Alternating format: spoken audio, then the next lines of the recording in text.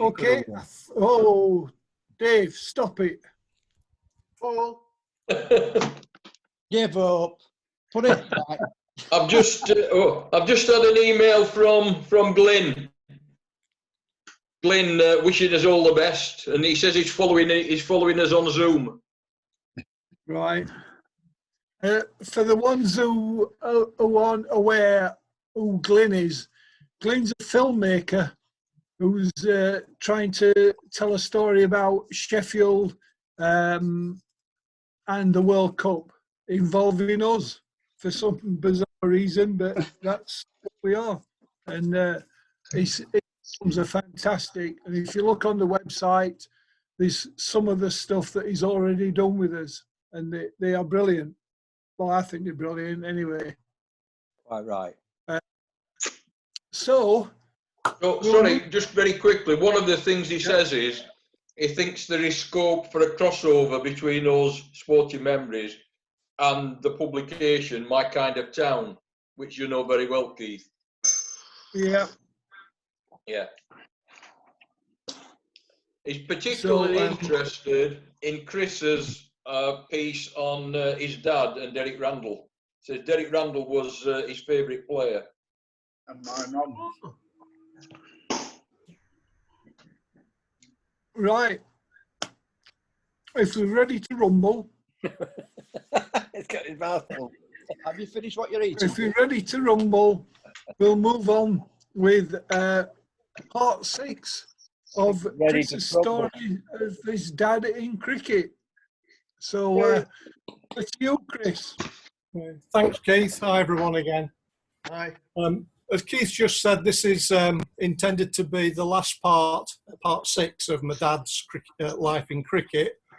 So what I've done, I've put together some sporting highlights from... By the way, chaps, it's not going to be the last part. I've talked him into a part 7, which will be the story of Chris's brother, Nigel, and Chris himself. That's sort of to complete the circle from granddad to grandson. So there will be as well. What's Brian the Tie's surname? I forget. One of our members, Brian the Tie, who plays cricket for Whitwell, Chris, knows you and your family very well. Oh dear, you'll have no... Played This against could be ugly. Well, we've had a lot of good battles against Whitwell, so yes, we probably do know each other. Yeah. I just can't remember his surname. He's just Brian the Tie. Brian the Tie. Well, if I saw his picture, I'd probably recognise him as the angry fast bowler that was bowling bouncers at me or something like that. I don't think so. I don't think he's played for a while. Chris, his picture's on the Keith website. might know him. Keith might know him. His picture's on the website. Right, okay. All right, guys. So what I've done for part 6 is I've picked out things from the 1980s to recent times, August 2019, when my dad passed away at the age of 84. I had to think long and hard about how I could select these events, and that I knew my dad would cherish, and I know he'd chat to you all about them today if he could. So I've gone for just a straightforward chronological order of some of the most memorable things that happened since then. And there's perhaps a couple of surprises as well. So this is not my dad speaking. This is more or less reminiscing and bringing it up to speed. Excuse me. Well, the first thing that might be a surprise is he was a racehorse owner. From his early days, spent many hours with owners, trainers, jockeys. And then, of course, if you remember, he worked for Ostix Bookmakers in the 60s. Dad developed a tremendous passion and interest in horse racing. And he realised the long-held ambition to become an owner when he became involved with a local trainer. And he had his first winner at Uttoxeter in 1985 and also at Pontefract. And he had that with a horse called Taristique. And then at Leicester, he had another winner with a horse called Master Tyke in 1988. And my dad he absolutely loved racing, and he knew everything about it. He really was an expert, but it's an interest I never shared with him. I respected his knowledge. It's something I never got involved in, really. So my mum and dad, they enjoyed the victories, they enjoyed going racing, and they had a lot of very good days on various race courses. Just a couple of things to just help you, make it interesting. That's a little trophy that he was presented with when Taristique won the first race for him back in '85. And this is a picture taken in Newmarket. You can see that. That's my dad with Master Tyke, and the young man with Master Tyke is in fact the trainer, and he was also a jockey. So those two between them were having a good day there down at Newmarket. It's a nice photograph. In 1992, my dad made a life member of Retford Cricket Club. At the annual general meeting, the membership unanimously agreed to bestow life membership on him as a tribute and a reward for his massive contribution to the club as a player, as the captain and administrator. And he joined a list that to this day still includes Derek Randall. It includes my mother, Mary. It includes my brother, and I'm proud to say it includes myself. J.B. Hall, our granddad, Dad's dad, had also been a life member up to his death in 1979. Mike's award was actually made by Dickie Bird and Tim Robinson, the captain of Notts, as they were both guests at the Retford dinner in 1992. And this is a picture, hope again you can see that, of my dad with his life membership presentation from Dickie and from Tim. The actual certificate, which is in my dad's house, which I borrowed, that's his life membership certificate, and the dedication reads for his playing and his dedication in administration of the club's affairs, and it's signed by Mr. Michael Mudford of Mudford Marquees, who was the club president for the best part of 20 years.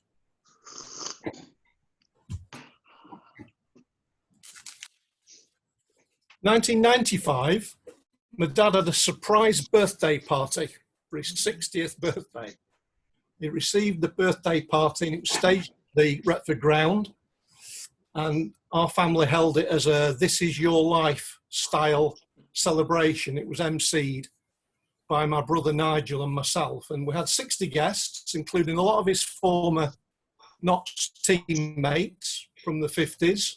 We had video messages on large screens from people all over the country and one or two from abroad. It was a very memorable night. The This Is Your Life book, which was presented to him with the script of the night, became a treasured possession. If you can see that folder, became a treasured possession. And it was a great comfort to him in later life when he wasn't very well, so he could look at that and relive quite a lot of the things that you now have heard on these sessions. I'll just show you this and give you a little anecdote. That was the invite that we sent out to everyone. It was a shush, don't tell anyone, don't tell Mike, for goodness sake, it's a secret. That was the invite. The problem being that was on the Saturday night. On the Friday, he announced to my mum that he was going to go racing on Saturday.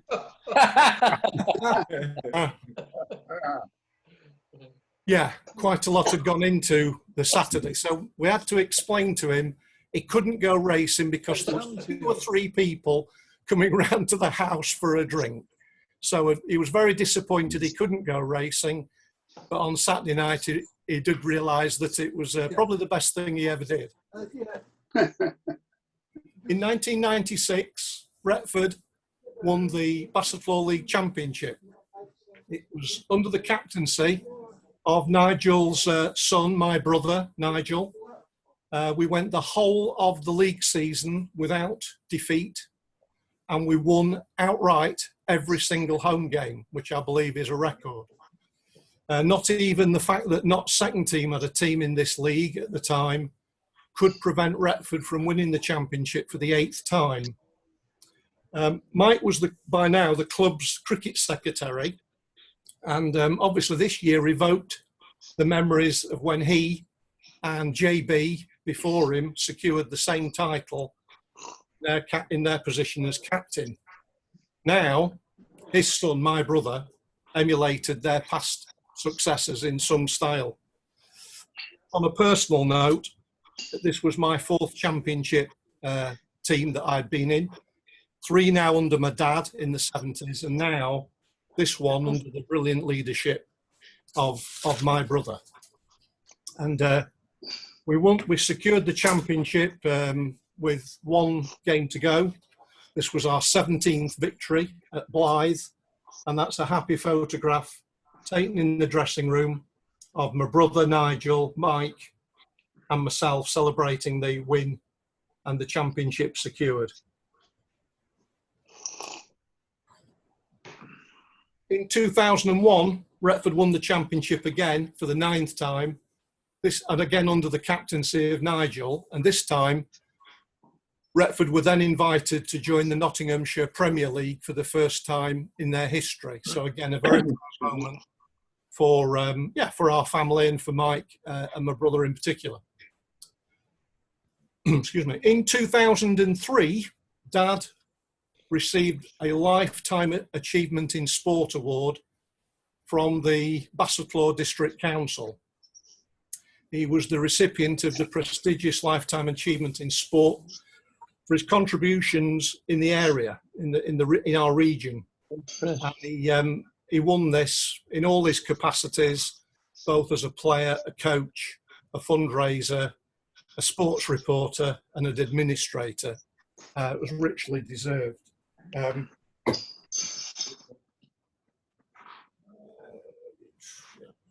Sorry, bear with me.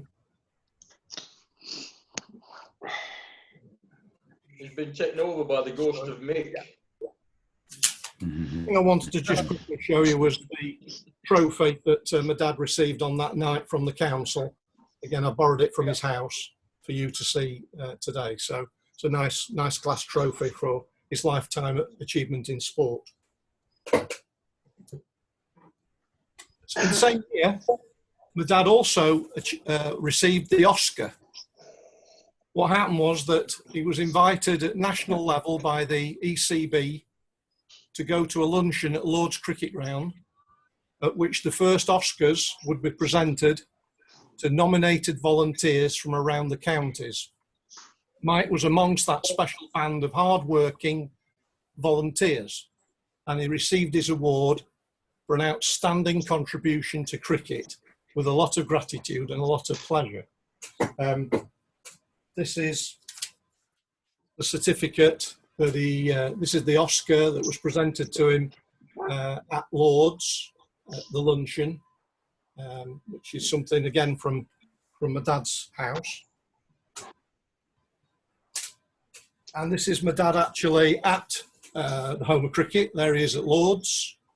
There he's featured with a man called Keith Pont, who was the organiser of a lot of what happened that day, former professional cricketer. And there's my dad having a look around the long room, which is pretty special. So that was a heck of a day, very memorable, and that's why I featured it in this morning's presentation.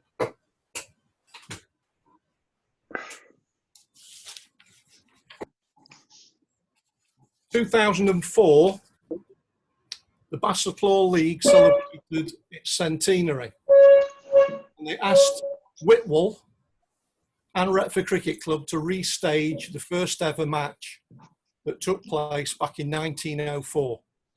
And my dad, as cricket secretary of Retford, helped organise that match, and he enjoyed a repeat result because Retford won in 1904, and he also won this match in 2004. This is a team picture taken before that match of Retford Cricket Club celebrating the league's the league's 100th celebrations. I've just overmarked a couple of positions, like my dad and myself and my brother. But this guy, BP, anyone recognise him? BP. That's Brian Covered Peterson. his face. Yeah, sorry. Hang on.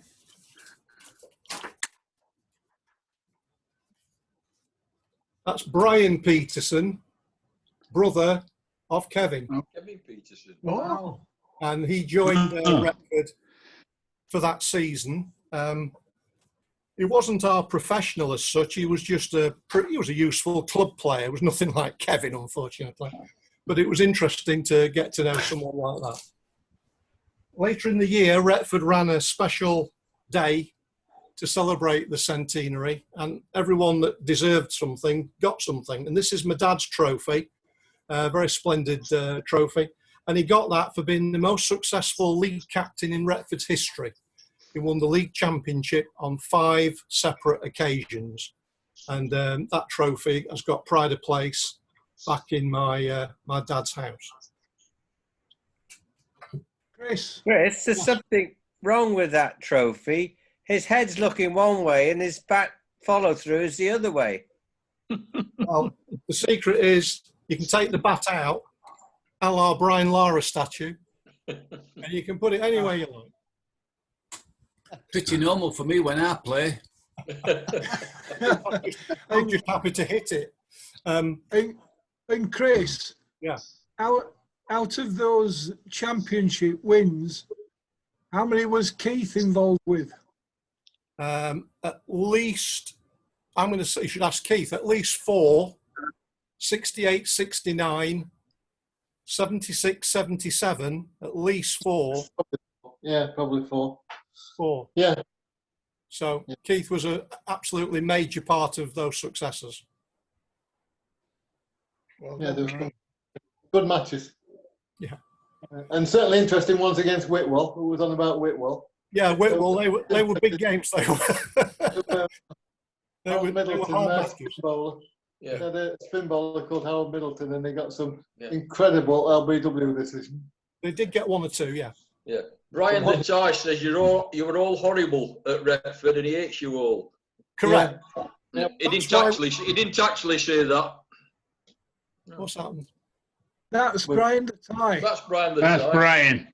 All right, I recognise Brian. Yeah. Nasty I piece don't of remember work. him playing, but I do recognise the face, yeah. He He's was a a Blade batsman. season ticket holder as well. I'll give him my best regards. Say we're still here, we're still tough.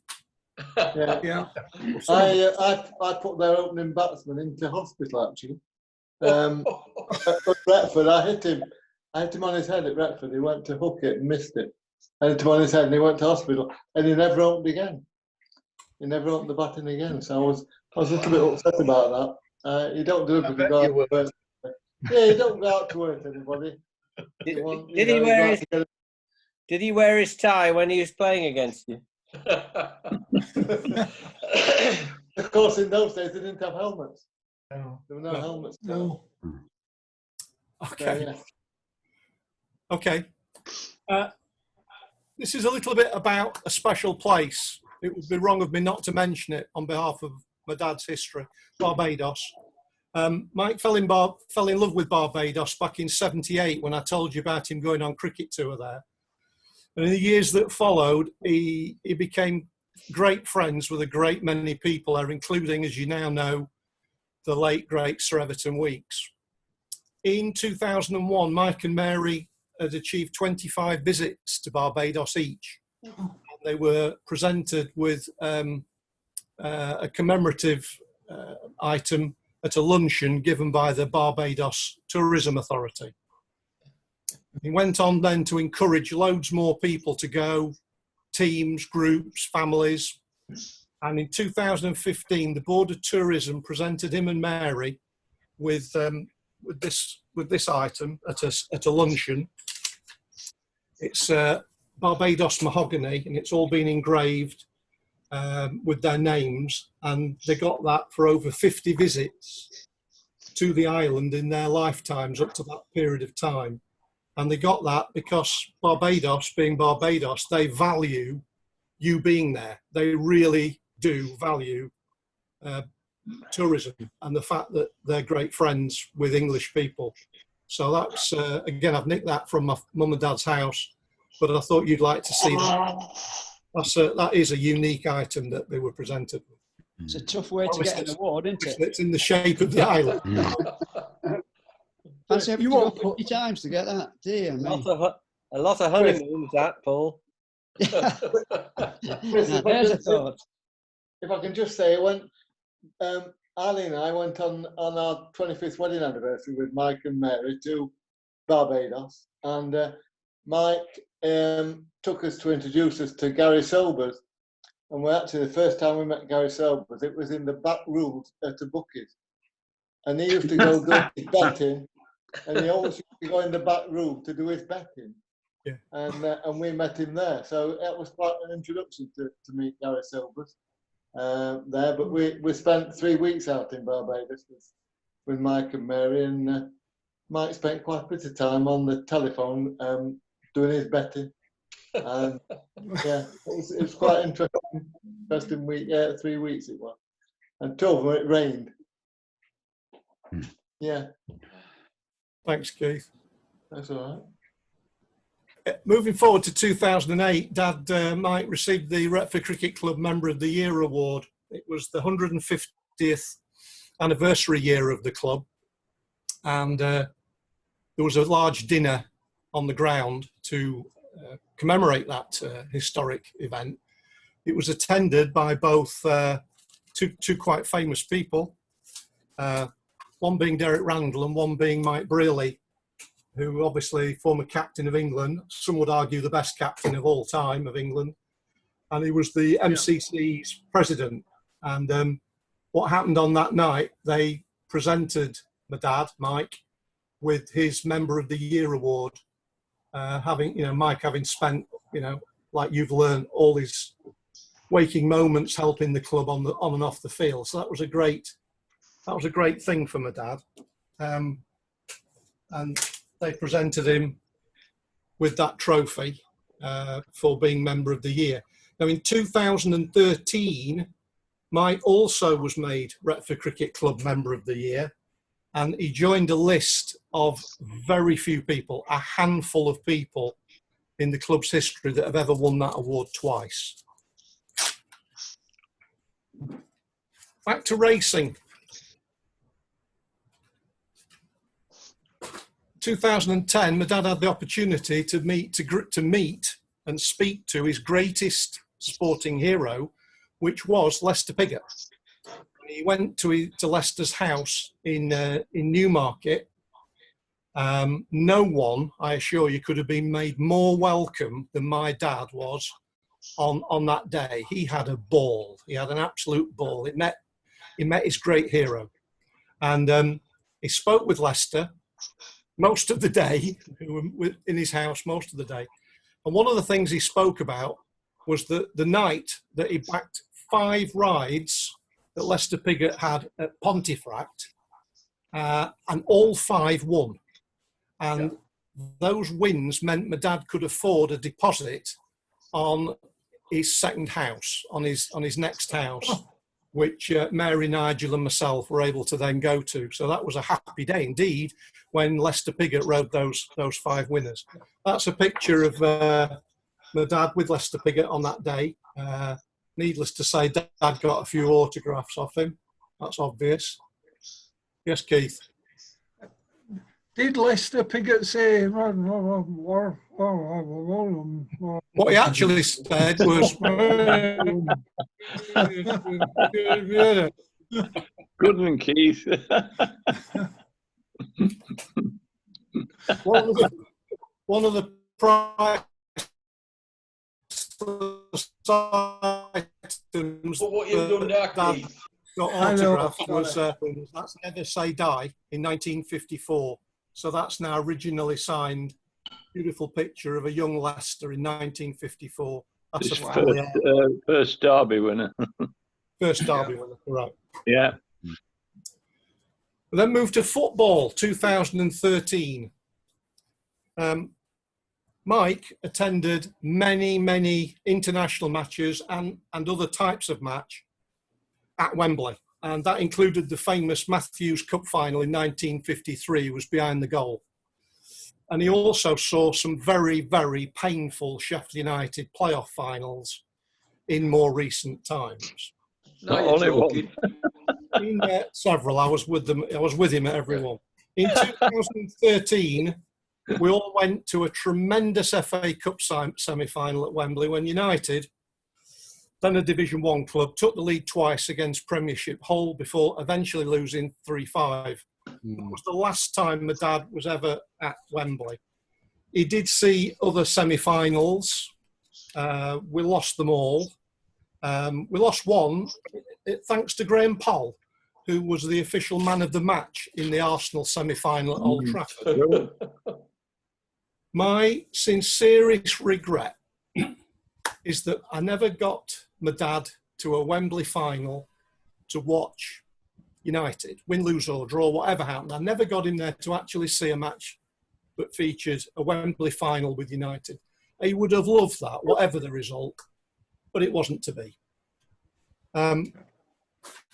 This is a good picture because it features my mum, Mary, and this is at Cardiff in 2003, when they appear to be leading the fans through the street on that picture. And of course, that was a very, very happy day up to 3 o'clock. Yeah. Bit nearer to present day, his birthday, on his 80th birthday.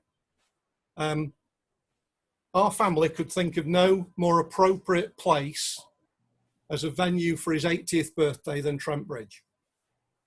It's a place where he played so determinedly as a young Notts professional. He enjoyed that magical first-class partnership with Keith Miller that I gave you some details about in another section. He enjoyed some incredible matches there. He saw the 1948 Ashes Test with Bradman. He saw Sir Everton's explosive batting against Notts and England in the 50s. And he was there when Boycott ran out Derek Randall in the 1977 Ashes Test match. My favourite moment of Dad's celebration on that day was the tea interval. When I took my dad into the old pavilion and I took his picture entering the field of play through the player's gate that he'd previously graced as a first-class player in his own right. And it's just a favourite picture. I think it sums up a lot of things. That's the picture I took. Dad is coming through the gate of the Notts Pavilion, and there's a crowd behind him, obviously, at the match. And we were all very touched by the day and the memories, the happy memories that we had of that game. If you look at his lapel, you'll see a V. It's a V for volunteer. That was what he was given at the Oscar ceremony at Lord's, and I'm wearing that this morning in his honour. So that's the V for volunteer. Mm-hmm. If you see anyone ever wearing that badge, you know they've worked hard. 2015 was also mum and dad's golden wedding anniversary. Diamond wedding anniversary, December 15, and they actually received, I don't know whether anyone's ever seen one of these before, but this they received from Her Majesty. This is a signed letter of congratulations on your diamond wedding, and it comes obviously from Queen Elizabeth. So that was a notable thing to receive. How many years is a diamond wedding? Diamond is 50. 60. 60. Mum and Dad met at Retford Cricket Ground, actually, in 1949. That was when they first met. And they did celebrate their golden wedding at the ground in 2005. I just want to say at this point that without my mum, Mary, without her love and her support, my dad would never have achieved so much in sport and in life. She joined in. Didn't stand on the sidelines. She joined in everything. And she became a stalwart of Retford Cricket Club in her own right, and won awards for the work that she did. From the boundary line, she provided my dad and my brother and myself the platform that allowed us to play the game for so long. It was down to her support. Just a little picture when Retford have won a trophy. It wasn't a very particularly significant tournament, but we were all there on the boundary line, including my mum, Mary, Dad, my brother Nigel. Another good day. And that photograph sums up things, because without her, we couldn't have done it. Chris, I've met Chris's mum, and she's lovely. She's an absolute delight. And of course, she's a blade as well. So that just... Not everybody's perfect, Keith. He nearly is. Think of you. Thank you, Keith. She'll like that. Thank you. In January 2019, there was a reunion. After, I'll call it a strained and distant relationship with Derek Randall from the mid-80s, my dad enjoyed a fantastic reunion with his former protege at a cricket meeting.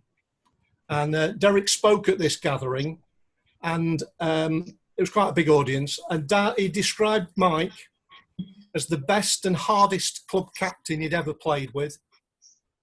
And he gave my dad the full credit for helping him become such a successful cricketer. It was a very special moment, and my brother and myself were both present, and you could feel genuine warmth and respect between those two fine men of cricket.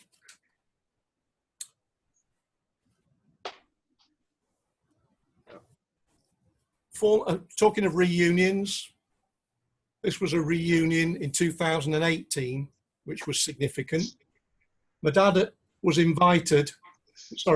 always invited as a former Notts player to the reunion meetings, of which he was an incredible enthusiast and supporter. He attended his last ever reunion at Trent Bridge in 2018 at the age of 83, which made him one of the oldest former Notts players to be present.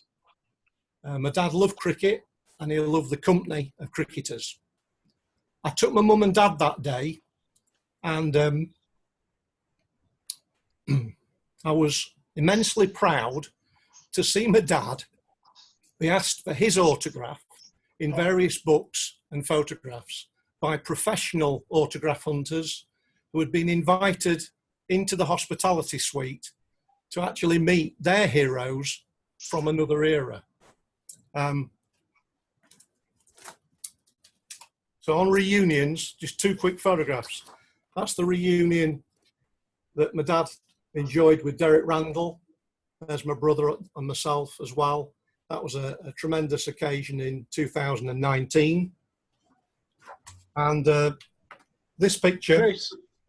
Chris, can I just tell you, we're only about a minute and a half to go, so... Okay, well, I won't be able to complete, so I'll just show this, and if I was allowed to complete at the beginning of next time I'm on, that would be helpful. Yeah. I'll just finish then with that reunion picture. This is 91.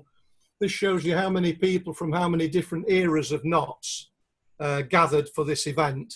There's some very significant people on it. The guy right at the top, BB, that's Brian Bolus, who we've heard about previously. And this particular gentleman, JP, that's the answer to a quiz question. Who was the batsman at the non-striking end when Sir Garfield Sobers hit 6 sixes? John Parkin. So Keith, if it's all right, I'd like to finish on that. And then if I'm allowed, I'll just finish off the last couple of things I want to say next week. That's fine. Brilliant. So we're less than a minute to go. I'm sorry we haven't got a quiz this week. So Thank you. we'll finish it for now, and I'll send you the details next week. Okay.